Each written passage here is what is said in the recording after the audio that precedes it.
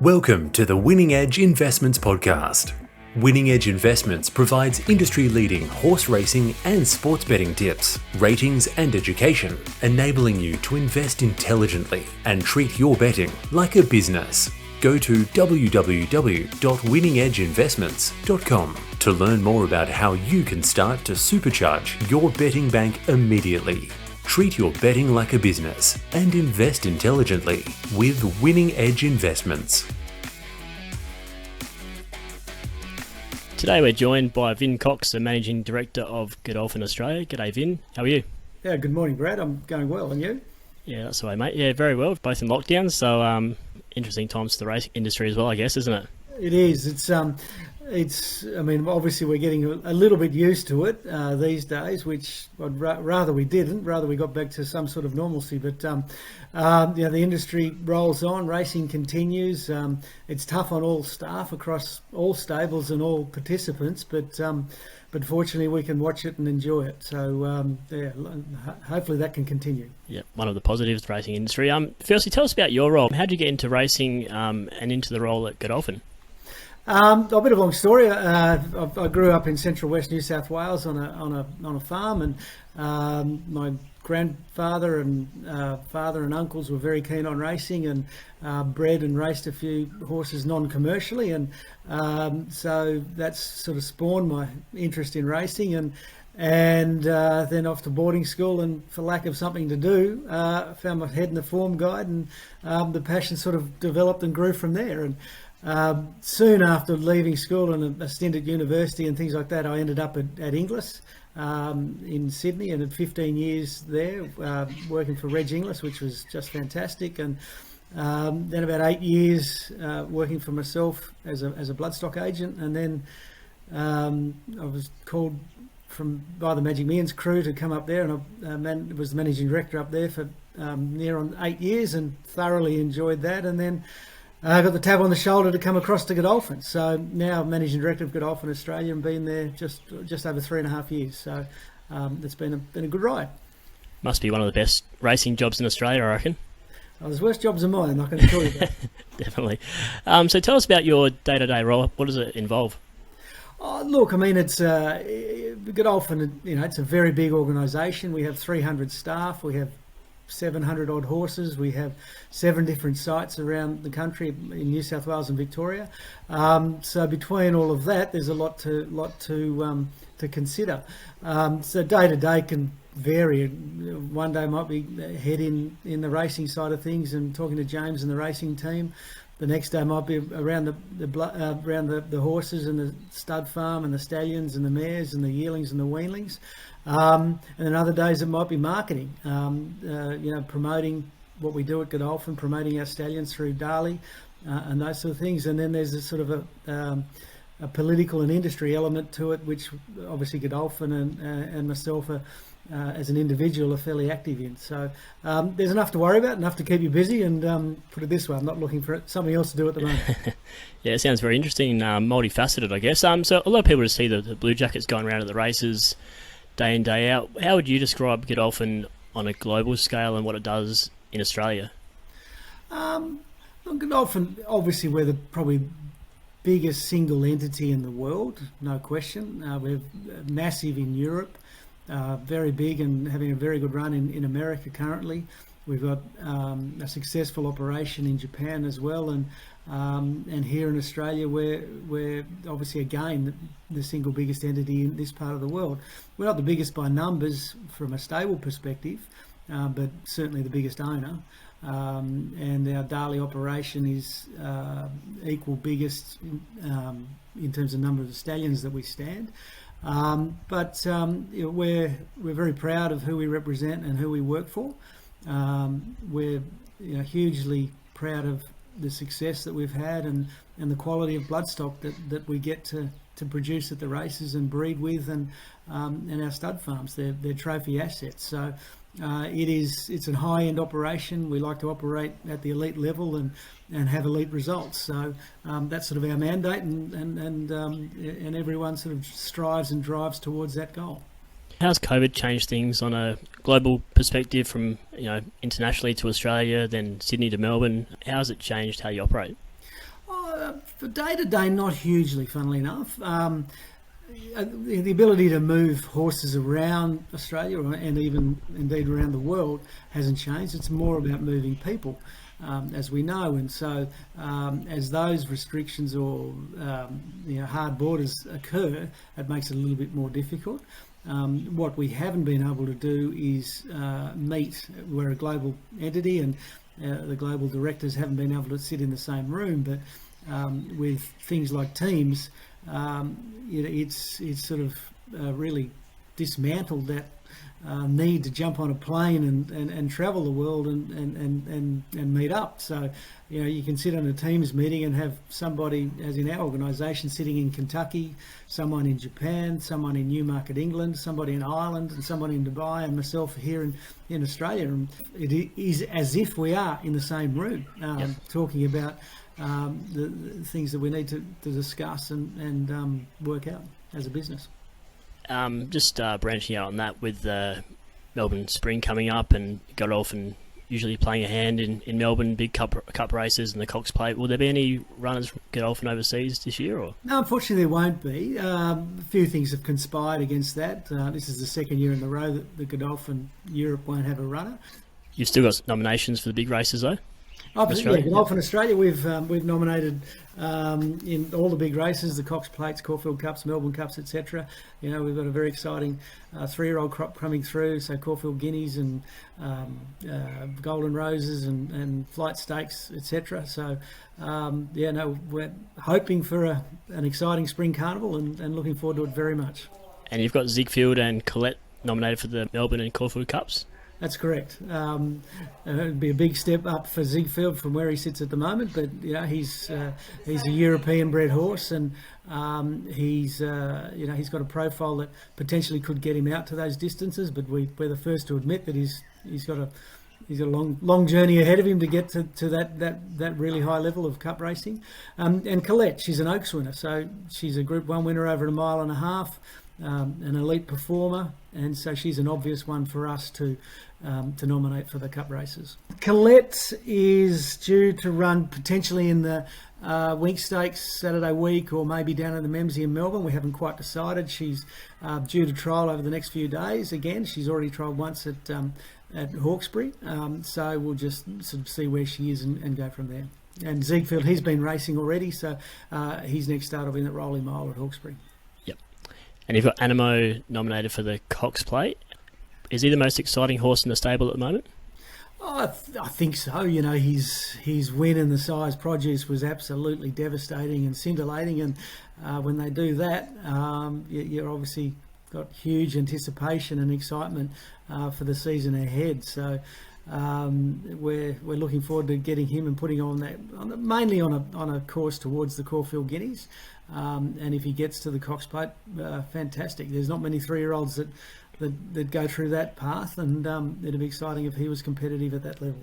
Would he go on the Golden Rose Caulfield Guineas path? He certainly Caulfield Guineas. Golden Rose, he's well and truly being aimed at that, and it's the 1400 metre race, Group 1, then off to the Caulfield Guineas, which is a mile race, Group 1. So that's an obvious path. And there's been talk of Everest with him. Is that in the pipeline? Is it something you're trying to achieve, or is sort of? It's more the public and the punters that are sort of angling that. We're of the view that the Caulfield Guineas path is his course, but until he steps out in a race course, you're not sure which way he'll go. So if you were looking for an Everest type at the moment, early days, but would it still be trekking, or would you? Oh, he's by far and away our best sprinter. He's performed exceedingly well in the last 2 Everests, and there's no reason for us to deviate from him at the moment. And he's back in work, I guess. Oh yeah, no, he won't appear until the Moya. He raced into the winter up here in Brisbane, and so he'll be back for the Moya, and then we'll see how he is after that. And Collette, did you say she might go on a Epsom path, or? No, Collette won't. Or she could, but Winks Memsie. Then we'll see where she goes. In terms of an Epsom, she's probably more suited to weight for age racing these days. Just she has performed at that elite level and wouldn't get into a handicap mile as well as we'd probably like. So I've got horses like Creaderis and Cascadian that we're aiming on that path. Must be nice to get the weight off the shoulders with Cascadian getting that Group 1 in the Doncaster. Was he a little bit frustrating for you? Yeah, I mean, all horses can be frustrating, but we think he's really taken that next step, and it was a very, very good win in the Doncaster. Jamie Carr rode him brilliantly, and then followed up with a weight for age run that really announced himself as possibly a very good weight for age horse going forward. So we're looking forward to him coming back, and like I say, hopefully he really does become that weight for age star that we're all looking for. Was there any issues with him, or was it just sort of getting acclimatised into Australian racing? His coat was he was always sort of dull-coated horse, and still is to some degree, but he's just taken his time, and the breed tend to be that way as well. So, but no, he's well and truly up there these days. So Crideris is your best chance for the Epsom, do you think, at this stage? Oh, well, Crideris is a very promising horse. He is a frustrating horse. His racing pattern, he flops out of the machines and looks like he's not, hasn't got out into first gear even. But he really hits the line very strongly, and as a result, he hasn't really hit many good pattern type races at this stage. So he should get into the Epsom fairly lightly weighted, and on that score alone, he'd be very competitive. He's had 2 trials. You've been happy with him? Yeah, he's actually trialling better than we thought. James only made the comment the other day that he was delighted the way he has been trialling, the way he's been getting out of the barriers, and his just general manner and attitude. So fingers crossed that he's really gone to another level. And you had Trifecta step out on Wednesday. Probably didn't lose too many to Myra's, even though she didn't get the job done, but she's on the 1,000 guineas path. Yeah, she is. And flight stakes, 1,000 guineas. We're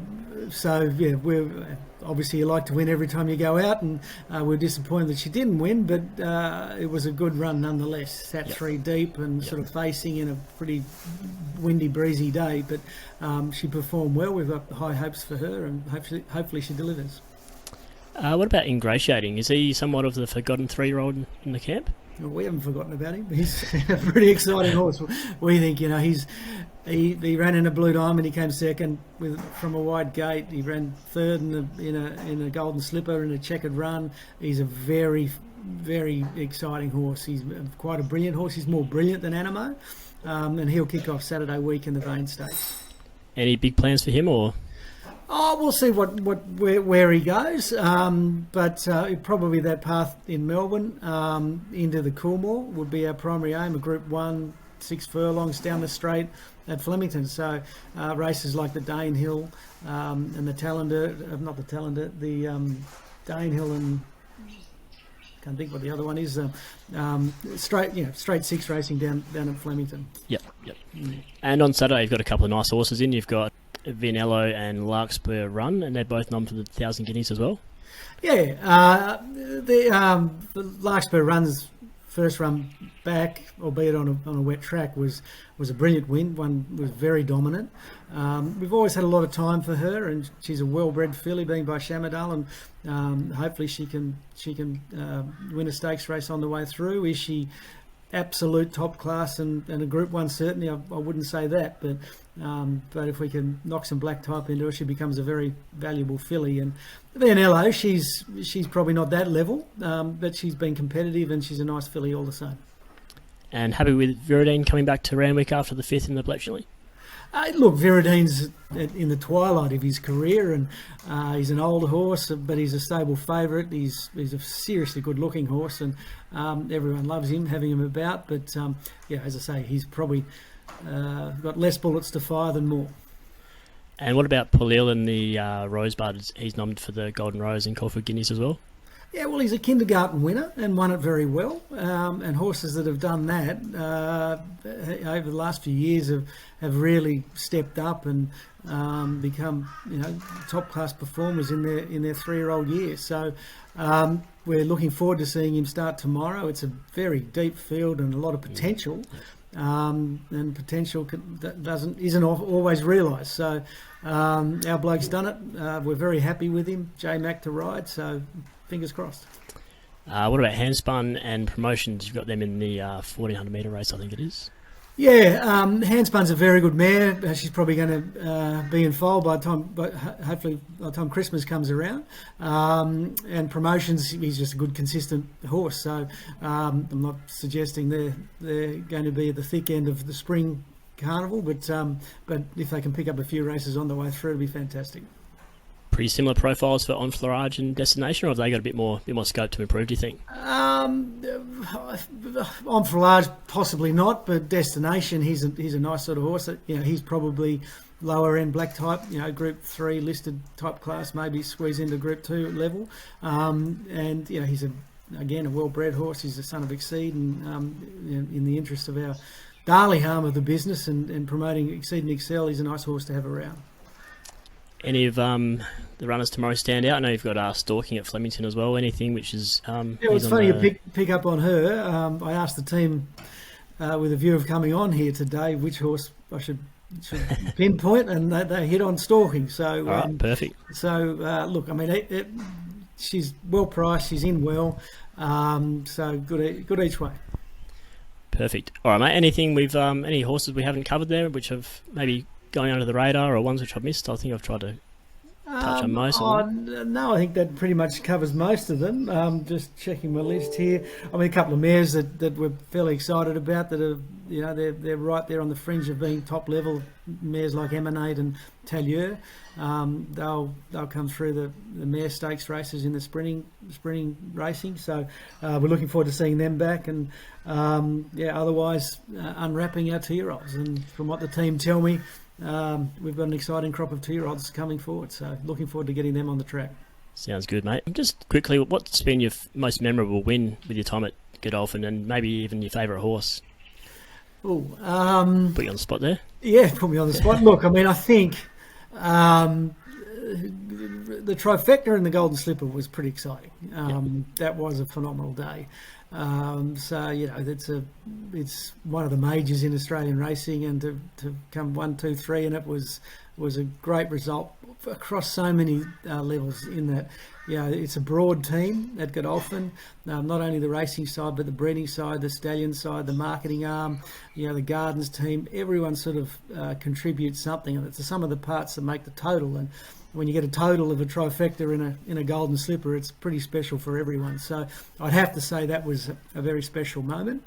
And favourite horse in my time, I don't know. No one has a favourite kid, do they? So, I'll say Exhilarates. Yeah, because we bought her at Magic Millions in my last year. I was wearing 2 hats at that particular sale. I was still running Magic Millions at the time, and was within a week of starting at Godolphin. So I was part of the buying team at Godolphin that year, and we happened to land on Exhilarates, and 12 months later we won the Magic Millions, and that was a fun day as well. In that the Magic Millions team were first out to congratulate us, and the Godolphin team were excited. So that was a lot of fun. So Exhilarates. By far and away my favourite horse at this stage. Yeah. Is she retired now, or is she still... Yes, no, she's been retired from racing, and we're probably going to send her to Street Boss, the sire of Anamoe, and look forward to getting her produce on the track. Is there any horses from the stallion arm which you're looking forward to seeing their progeny run, like Bivouac or... Oh, you're always looking forward to the new horses. This year we're unveiling Impendings and Ribchesters, and so looking forward to seeing them. But as each season rolls round, we've got new horses to unveil, and we've got a very exciting roster, and possibly the envy of most stud masters in Australia. And in the last 3 years, last 2 years, we've retired 7 individual champions to the roster. Which is a spectacular statistic in itself. So, it's a wonderful thing to have these sort of horses that we get to send to our really good brood mares, and look forward to getting them, on the ground, and grow them out and educate them for racing, and then finally produce them on the racecourse. So, exciting times ahead. Yeah, it must be pretty special having them go through the racing game and then through the breeding barn and watching their progeny run. You sort of get to watch them for almost a decade or more. Yeah, it doesn't happen overnight. Yeah. Success, it doesn't happen overnight, as I say, and it's not by accident. So, as I said before, everyone plays their part, and when you finally do get to the winning post and you can celebrate that, it's been a long journey over that trip, and it's fun that we get to celebrate with everyone that is there. That's been a part of that journey and has had some input into that result and success on that day. Yeah, be some more superstars coming through as the next lot of bivouacs and impendings come through. So look forward to seeing how they run on the racetrack. Yeah, it's easier said than done, but a lot of hard work. It sounds like. That's why we're all there. We're all looking for the next superstar. Yep. So hopefully there's plenty more to come. Fantastic. All right, Vin, well, thanks for your time, mate, and good luck with the horses this spring. Good luck with the horses tomorrow, and best of luck in the future. Good man. No problem, Brad. Anytime. At Winning Edge Investments, our team of highly skilled expert analysts and full-time professional punters review the data, crunch the figures, assess the best betting opportunities, and deliver them to your phone via our app and your email inbox in real time so you profit.